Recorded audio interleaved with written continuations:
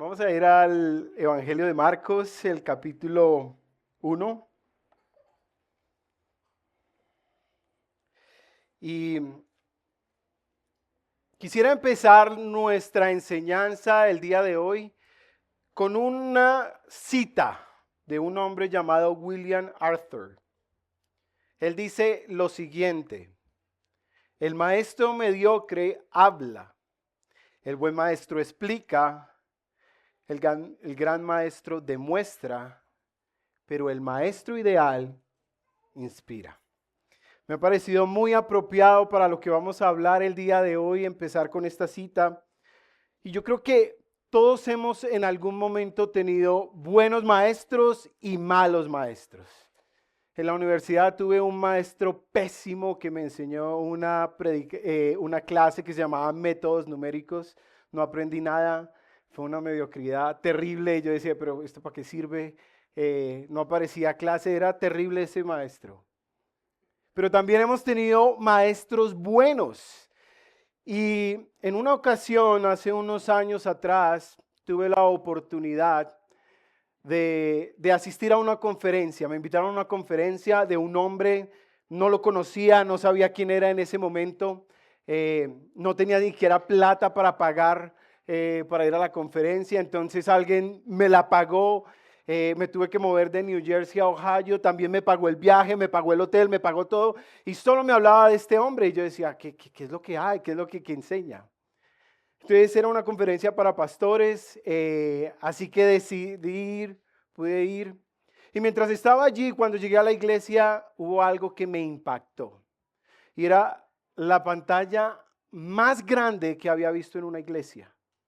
Era una cosa espectacular, una pantalla tal vez más grande que esta carpa que tenemos acá. Tenía un auditorio espectacular, más o menos para unas 1,500 personas. Y arrancó la conferencia y tuvimos una alabanza espectacular. Yo estaba pero impresionado con la alabanza como la tuvimos hoy. Una atmósfera increíble la que teníamos allí. Y de pronto se para un hombre con saco azul y empieza a hablar. Y empieza a predicar. Y toda mi atención, que en un momento estaba en una pantalla, en un auditorio, todo se enfocó en ese hombre. No sé qué había en especial, pero algo tenía ese hombre ese día que empezó a hablar. Su nombre es muy conocido.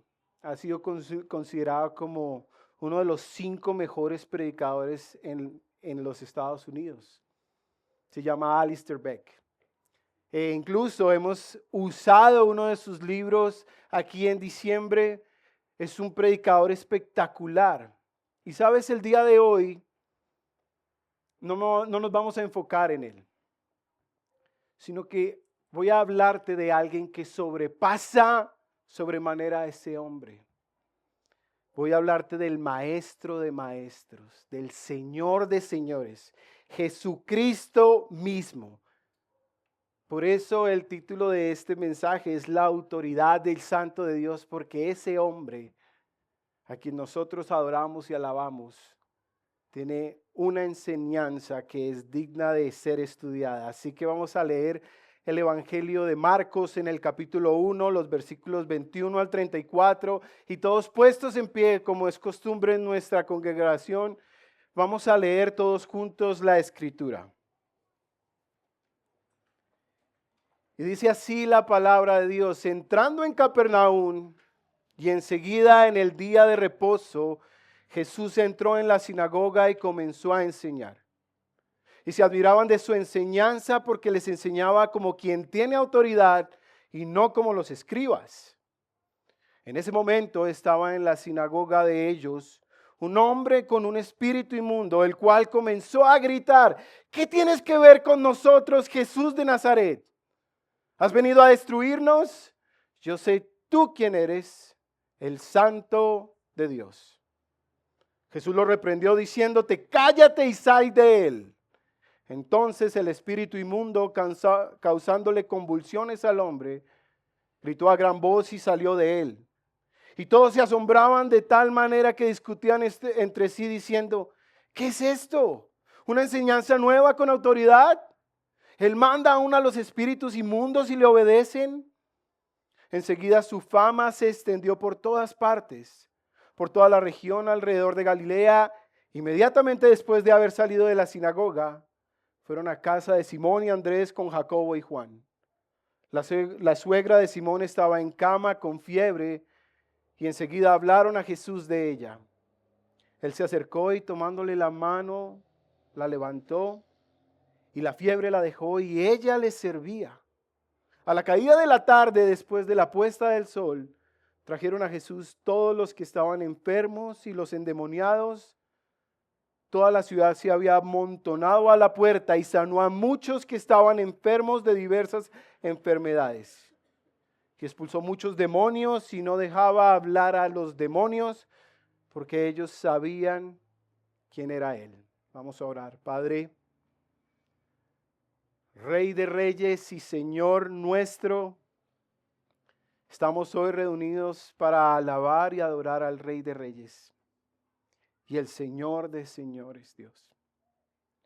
La Escritura nos enseña que el cielo y la tierra pasarán, pero tu palabra no pasará. Que tú traes vida por tu palabra. Que tu palabra nos santifica porque ella es verdad.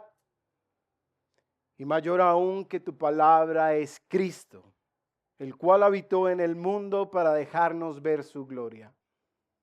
Dios, clamo desde las profundidades de mi corazón que tú puedas intervenir hoy en la vida de tu pueblo para que puedan ver la gloria de Cristo. Que ellos caigan en asombro y admiración y en especial en adoración ante el Santo de Dios, Cristo Jesús el Señor. Dios, reconozco que nada de esto va a ocurrir si el poder de tu Espíritu no interviene en nuestros corazones para que podamos recibir la palabra con gozo y sumisión, Dios. De manera que ayúdanos, Señor, ayuda a tu siervo que va a estar predicando. Y todo esto lo pedimos en tu santo nombre, en Cristo Jesús, y su pueblo dice, amén. Ahora, antes de desarrollar el texto, hay algo que quiero darte a entender. Entre el versículo 20 del capítulo 1 y el versículo 21 han pasado varias cosas que Marcos no tiene la intención de comunicar, pero que es importante saber. Cristo ha hecho un milagro, que es el de las bodas de Caná. Ha convertido el agua en vino. Y después de eso, Él decide viajar a Jerusalén. Y estando en Jerusalén, cuando llega allí, hace algo que se llama la limpieza del templo. Y coge y reprende a todos los que estaban vendiendo comida en el templo. Y luego, después de eso, tiene una conversación con un hombre, sacerdote él, llamado Nicodemo. Y en medio de eso le enseña que él tiene que nacer de nuevo. Después de eso, él sale de Jerusalén hacia Nazaret y allí decide que tiene que pasar por una ciudad en Samaria y habla con la mujer samaritana. Y allí le enseña qué es la verdadera adoración, quién es el Cristo, el Mesías. Finalmente va hasta Nazaret y allí coge y empieza a enseñar en una sinagoga. Una sinagoga es un lugar como este. Y resulta que coge un texto de Isaías, como el que leímos esta mañana, Isaías 61, y dice así: el Espíritu del Señor está sobre mí porque me ha ungido, y tú lo puedes seguir leyendo, y luego dice, esta palabra se ha cumplido hoy. Pero algo pasó allí en ese pueblo, y es que había mucha incredulidad. Y empezaron a cuestionar, ¿quién es este Jesús? ¿No es el hijo de un carpintero? ¿No es de Nazaret? Y entonces Jesús les dice, ningún profeta es bien recibido en su propia tierra. De manera que él deja Nazaret y sale para la ciudad en la que vamos a enfocarnos el día de hoy, que es Capernaum, que va a servir como el centro de toda la actividad de Cristo. Capernaum es donde Cristo hizo la mayor cantidad de obras y poderes y milagros de manera espectacular. Ahora, quiero darles la verdad central de este texto. ¿Cómo está resumido en una oración simple que quiero que la tengas en tu mente a lo largo de todo este sermón? Y es: Cristo demuestra a través de su enseñanza, autoridad y poder, que es el Santo de Dios. Nuevamente, Cristo demuestra a través de su enseñanza, autoridad y poder, que es el Santo de Dios. Pero tal vez tú que estás ahí escuchándome vas a preguntarte, ¿para qué me sirve esta verdad? O sea, ¿qué tiene que ver esta verdad conmigo? Pues resulta que la palabra de Dios no es solo una colección de verdades, sino es una verdad que nos lleva a la acción, que nos mueve. De manera que para que esta verdad nos mueva, te la voy a presentar en 3 puntos. Para que tú te muevas conmigo a lo largo de todo este sermón. Esta verdad va a diseñar y va a dirigir todo el rumbo de este sermón. Y lo vamos a ver en tres puntos que quiero que me sigas. El primer punto va así: admira a Cristo como el Santo de Dios en su enseñanza. Admira a Cristo como el Santo de Dios en su enseñanza. Versículo 21 y 22 dice así: entraron en Capernaum y enseguida, en el día de reposo, Jesús entró en la sinagoga y comenzó a enseñar. Y se admiraban de su enseñanza porque les enseñaba como quien tiene autoridad y no como los escribas. Ahora, hay 2 cosas que tienes que entender de la cultura judía para poder interpretar correctamente este texto. Y es, primero, ¿qué es una sinagoga? Pues la sinagoga simplemente era un lugar de reunión, como esto, ¿sí? Allí las personas se reunían juntas con un propósito. Era tener un servicio donde la reunión principal era el sábado. ¿Y qué se hacía en ese lugar? Se recitaba algo que se llama el Shema, que es como una confesión de fe. Habían oraciones, lecturas de las escrituras y se daba un sermón y terminaba con una bendición. Eso ocurría en la sinagoga, similar a lo que ocurre hoy aquí en día en la iglesia. Hay otra cosa que tienes que entender y es un grupo de personas llamados los escribas. ¿Sabes? Los escribas eran considerados los eruditos, teólogos, rabinos. Eran las personas más cerradas de todos los grupos religiosos que había en el Nuevo Testamento. Ellos eran los encargados en estudiar la ley de Moisés, de leerla en su idioma hebreo e interpretarla. De manera que a ellos les encantaba ciertas cosas. Primero, tener vestiduras largas, tomar los primeros asientos como los que están aquí en las sinagogas, y además les gustaban los lugares de honor en los banquetes. Eran hombres muy, muy adorados en su tiempo. Y en medio de eso, Marcos nos dice que Cristo empezó a enseñar y cuando enseñaba la gente se admiraba. ¿Por qué?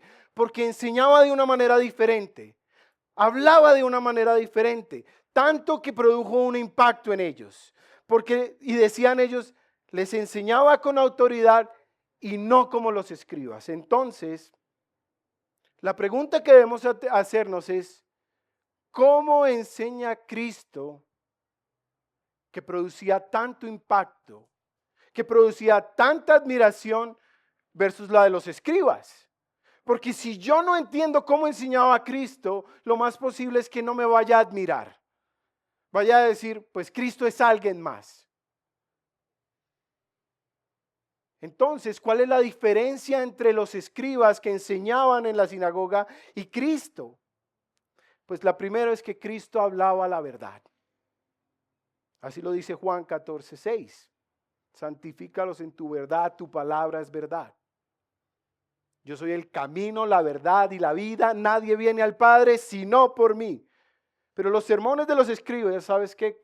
Carecían de se caracterizaban por razonamientos evasivos.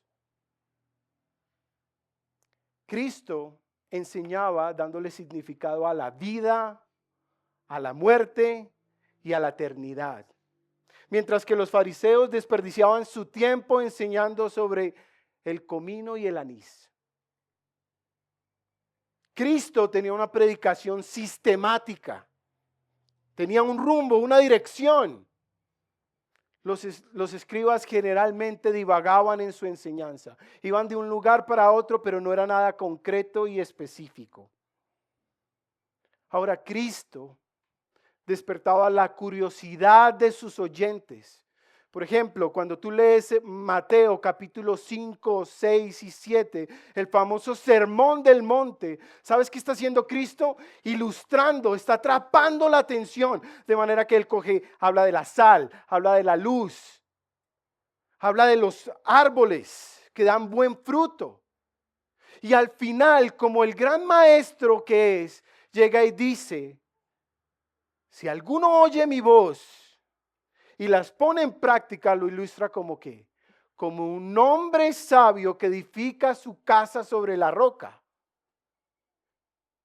De manera que atrapó la atención de la gente con sus ilustraciones.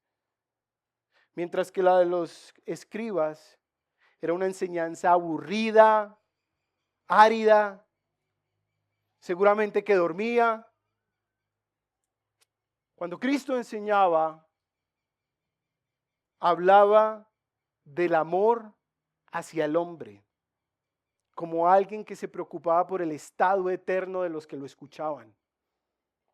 Mientras que los escribas tenían una falta de amor, dice Marcos, cuando lleguemos allá al versículo 12, el capítulo 40, que se metían en las casas de las viudas y devoraban esas casas. Y finalmente, Cristo hablaba con autoridad porque su mensaje venía directamente del corazón y la mente del Padre. Mientras que los escribas citaban fuentes equivocadas y citando a uno de los escribas hacia otro escriba, ¿sabes qué hacían? Sacaban aguas en cisternas rotas.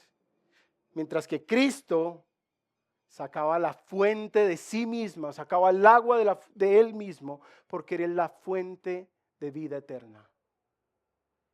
De manera que Cristo cuando hablaba no era cualquier cosa, era admirable. Por eso cuando la gente empezó a escuchar de Cristo y de su enseñanza, empezó a admirarlo desde el comienzo.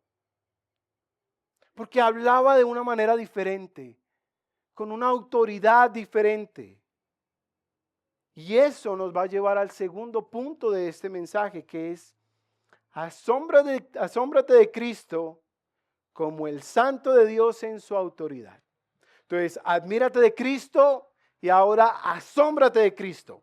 Mira cómo lo presenta el versículo 23. Pero, antes de leerlos, para que haya un asombro, para que tú te asombres con Cristo, tienen que ocurrir tres cosas. Y lo primero que tiene que ocurrir es que debe haber un reconocimiento de quién es Cristo. Mira lo que pasa en el versículo 23 y 24. En ese momento estaba en la sinagoga de ellos un hombre con un espíritu inmundo, el cual comenzó a gritar: ¿qué tienes que ver con nosotros, Jesús de Nazaret? ¿Has venido a destruirnos? Yo sé quién eres tú, el Santo de Dios. ¿Sabes? Marcos no está preocupado por decir cómo llegó este hombre ahí. Tal vez este hombre estaba caminando y al escuchar a Cristo y al ver la admiración y la gente como estaba sorprendido, entró. O tal vez estaba sentado ahí y estaba buscando el momento en que interrumpir la enseñanza de Cristo para quitar toda la atención. No importa cómo fue, pero llegó allí estaba. Y en medio de la enseñanza, ¿qué hace este hombre con ese espíritu? Grita. Pero, para que me entiendas claramente, cuando la Biblia habla de un espíritu del mundo, Lucas lo presenta como alguien que estaba poseído. ¿Por quién? Por un demonio. Y en medio de eso alguien empieza a gritar. Es como si una persona de las que está aquí sentadas empieza a gritar. ¿Qué va a pasar en medio de esta enseñanza? Todos vamos a voltear a mirar y, uy, ¿qué pasó? ¿Qué está pasando aquí? Algo así más o menos era lo que está pasando. Y en medio de esos gritos ocurren dos preguntas. ¿Qué tienes que ver con nosotros, Jesús de Nazaret? Y has venido a destruirnos. Y aquí es donde voy yo, que tiene que haber un reconocimiento. Porque inmediatamente después de que ocurren esas dos preguntas, lo primero que dice esa persona con el demonio interno que la tenía controlada es: yo sé quién tú eres, Santo de Dios. Ahora, si tú miras, no solo debe haber un reconocimiento, un demonio está reconociendo quién es Cristo, pero también debes poner atención. Si te quieres asombrar con Cristo, debes poner atención a sus palabras. Versículo 25, Jesús lo reprendió diciendo: cállate y sal de él. Entonces el espíritu inmundo, causándole convulsiones al hombre, gritó a gran voz y salió de él. ¿Sabes que Cristo en este versículo solo usa 5 palabras? 5. Y en medio de esas 5 solo da 2 ordenanzas. ¿Y qué ocurre cuando Él habla? Pues hay una respuesta. Primero, de aquella persona que tenía el espíritu inmundo, ¿qué pasa con ella? Le causa convulsiones y empieza a gritar a gran voz y sale. Pero para asombrarte con Cristo no solo debes entender quién es Él, no solo debes escuchar su palabra, sino también sabes qué debes hacer: tener una reacción ante su autoridad. Y todos se asombraron de tal manera, versículo 27, que discutían entre sí diciendo: ¿qué es esto? Una enseñanza nueva con autoridad. Él manda aún a los espíritus inmundos y le obedecen. Enseguida su fama se extendió por todas partes, por toda la región alrededor de Galilea. Entonces, al ver la manera en que Cristo habla y la que Cristo reprende, esto produce una reacción. Mira que la gente que estaba alrededor de Cristo empezó a discutir: ¿qué es esto? ¿Qué está ocurriendo? Él con solo decir 2 palabras, los espíritus inmundos le obedecen. Eso es autoridad. Pero entonces hubo algo en estos versículos que me hizo cuestionar: ¿qué es tener verdadera autoridad? ¿Qué es realmente tener autoridad? ¿Es simplemente dar una orden y que le obedezcan? ¿Es eso autoridad? Y en medio de mi meditación hubo una idea que creció en mi cabeza que explotó terriblemente, que quiero que la veas conmigo. Vas a ir al versículo 24. Mira lo que dice allí. ¿Qué tienes que ver con nosotros, Jesús de Nazaret? ¿Has venido a destruirnos? Y quiero que te quedes ahí conmigo. En esa segunda pregunta, ¿has venido a destruirnos? Porque creo que esa pregunta responde a qué es tener una verdadera autoridad. Y para ilustrártelo, quiero mostrártelo de una historia. Imagínate que uno de los que está acá muy amablemente me dice: Juan, yo quiero invitarte a mi casa. Quiero que nos invitemos, tengamos un tiempo especial en mi casa. De manera que yo voy a esa casa y empezamos a tener una conversación, y en medio de eso veo un cuadro. Y un cuadro que no me gusta, pero que al dueño de la casa le gusta mucho. De manera que yo me quedo viendo y empiezo a luchar con ese cuadro. Yo digo: uy, qué cuadro. No me gusta su pintura, no me gusta dónde está ubicado, no me gusta para nada. De manera que, sin preguntar y sin previo aviso, lo que hago es cojo ese cuadro y lo bajo. Y entonces la persona, la dueña de la casa, me va a decir: ¿usted qué le pasa? ¿En qué está pensando? Y yo sin darle explicación, ¿sabes qué hago? Intento destruir ese cuadro. Intento dañarlo porque no me gusta, porque me parece feo. Lo que va a pasar es que la persona que me invitó a la casa primero me va a intentar detener a la fuerza. No solo eso, sino que me va a sacar a patadas de su casa. Y no solo eso, sino que me va a poner una demanda por destrucción a la propiedad privada. ¿Por qué? Porque yo no tengo autoridad sobre algo que no me pertenece. No puedo ir y coger algo y destruirlo si no me pertenece. ¿Y sabes qué es lo que dice aquí este texto? Cuando preguntan frente a Cristo, que Él sí tiene el poder de destruir. Que Él sí tiene el poder de destruir a los demonios. Por eso Cristo mismo dice así en el versículo 28 del capítulo 10 de Mateo. No teman a los que matan el cuerpo, pero no pueden matar el alma.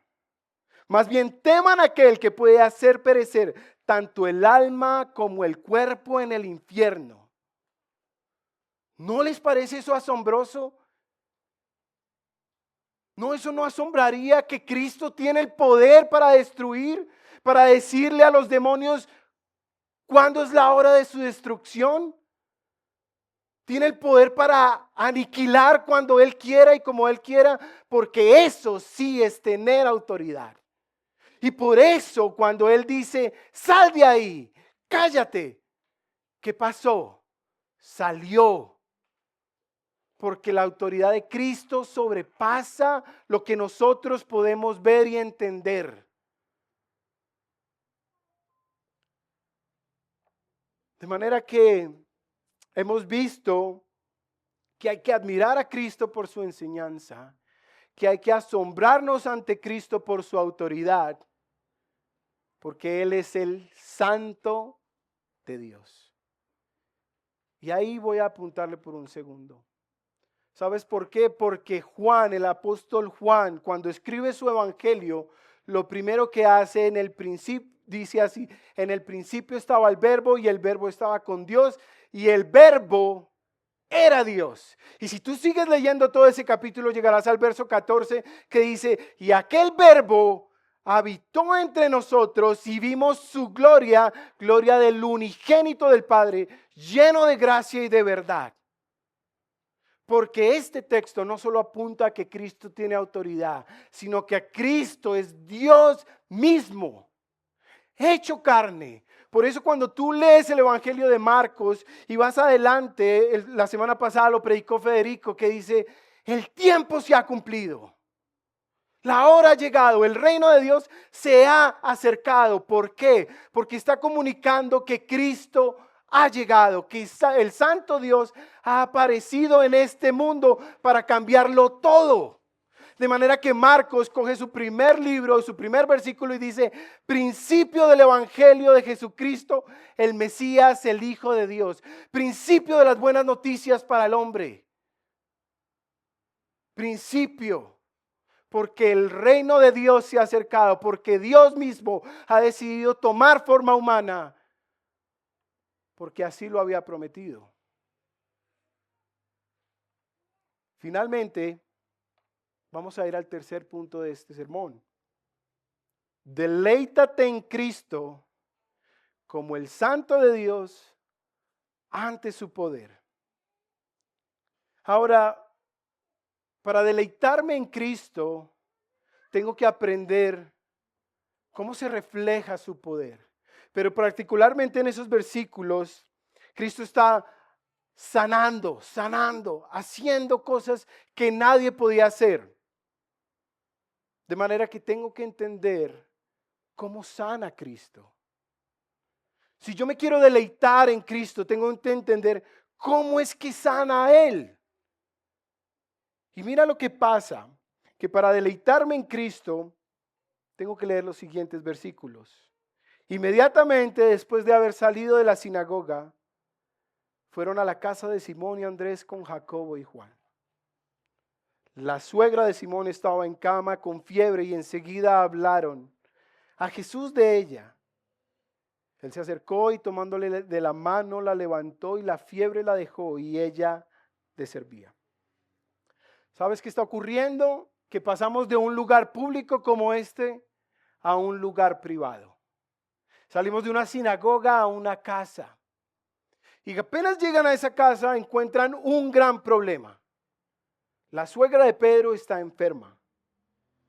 El Evangelio de Lucas es más preciso en el diagnóstico que tiene la suegra de Pedro. Dice que tenía una enfermedad, una fiebre muy alta. Tanto que estaba sufriendo ella. Estaba muy mal. Ya que Lucas es médico, puede ser más preciso en su diagnóstico. Y en medio de esa situación, ¿qué hacen los discípulos? ¿A quién van? A Jesús. ¿Y por qué van a Jesús? Pues porque creen que en Jesucristo hay algo diferente. Hay algo especial. No van a un médico, no van a buscar a alguien, van a buscar a Jesús. ¿Y sabes qué hace Jesús? Se acerca y dice Lucas en su capítulo 4, que reprendió la enfermedad. Pero la manera en que lo hace Cristo no es a las malas, sino dice que se inclinó, llegó a ella, se acercó. ¿Y sabes cómo la tomó? De la mano. Como cuando uno va a ayudar a la mujer que ama, ¿no? Ven, la coge de la mano. ¿Y qué hace? Dice que se le levantó y la fiebre le dejó. Y ella le servía. Ahora, para deleitarme en Cristo no debo entender solo que Jesucristo sana con amor, sino que también sana de manera constante. Versículo 32 al 34. A la caída de la tarde, después de la puesta del sol, trajeron a Jesús todos los que estaban enfermos y los endemoniados. Toda la ciudad se había amontonado a la puerta y sanó a muchos que estaban enfermos de diversas enfermedades y expulsó muchos demonios y no dejaba hablar a los demonios porque ellos sabían quién era Él. A raíz de las enseñanzas de Cristo, ¿sabes qué pasa en ese pueblo? Toda la gente se empieza a congregar. Todos quieren llegar a donde está Jesús. Dice que toda la ciudad empezó a traer a los enfermos, todos en una pequeña casa. La multitud empezó a acercarse a Él. Y dice la Escritura que sanó a muchos que estaban enfermos de diversas enfermedades. Lo más interesante es que todo esto ocurrió en un solo día. Podría tal vez estar cansado de enseñar. Podría tal vez estar cansado de haber sanado a la suegra de Pedro. Pero esto no impidió que Jesucristo siguiera sanando. Dice que sanó y expulsó demonios y no los dejaba hablar. Ahora, cuando tú piensas en Cristo, ¿no les parece que es maravilloso? Y quisiera empezar a cerrar este sermón porque es que el sanar enfermedades, el enseñar con autoridad, el que Él fuera el santo de Dios apuntaba a un lugar mejor. Apuntaba a un lugar en un monte llamado el Calvario. Porque la enseñanza de Cristo dijo en algún momento, destruyan este cuerpo y en 3 días lo resucitaré. Y cuando llegó el momento, cuando llegó la hora, fue crucificado. ¿Y sabes qué es lo más lindo? Que la muerte no tuvo dominio sobre Cristo. porque el ser humano necesitaba sanar de una enfermedad peor que la de un cuerpo, que la que puede atormentar un cuerpo. Tenía que ser sanado de la enfermedad del pecado. Tenía que aprender que es pecador. Tenía que entender que había alguien con autoridad para destruir su cuerpo, pero tenía que entender también que había alguien con la autoridad para sanarlo. Y por eso el apóstol Pablo dice así: y todo esto procede de Dios, quien nos reconcilió con Él mismo por medio de Cristo y nos dio el ministerio de la reconciliación, es decir, que Dios estaba en Cristo reconciliando al mundo con Él mismo, no tomando en cuenta a los hombres sus transgresiones, y nos ha encomendado a nosotros la palabra de la reconciliación. Ahora, con todo esto que hemos hablado, vale la pena preguntarte: ¿has sido reconciliado con Cristo? Y si has sido reconciliado con Cristo, ¿cómo lo sabes? ¿Cómo puedes decir tú: yo sí he sido reconciliado con Cristo? Porque tal vez puede pasar que tú lo veas así, pero tu manera de vivir está más bien dirigida por el mundo y no por las enseñanzas del Maestro. De manera que tomas decisiones basadas en las opiniones del mundo y no de Cristo. O tal vez puedes decir: la Biblia es maravillosa, pero en la Escritura me enseñan de cómo criar a mis hijos, pero la Biblia me enseña en cómo manejar mis finanzas, pero. Siempre hay un pero.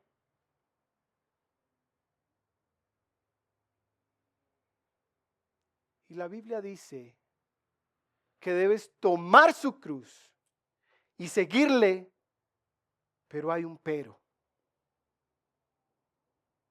Y si ese es el caso, tal vez has entendido mal quién es Cristo, o no lo has entendido de manera completa. De manera que lo único que puedo hacer y que puedo invitarte a hacer es que le pidas a Dios que se revele y que revele a tu hijo, a su hijo en ti. Que le pidas a Dios de corazón, que realmente te muestre quién es el Cristo, el Santo de Dios. Y que te dejes moldear por sus enseñanzas y no por las del mundo. Y que te deje verlo, admirarlo, asombrarte, deleitarte. Porque me cuesta a mí personalmente, a mí me cuesta cuando yo escucho de una persona que dice: yo amo a Cristo, sí, yo lo quiero seguir, pero nunca lee la Escritura.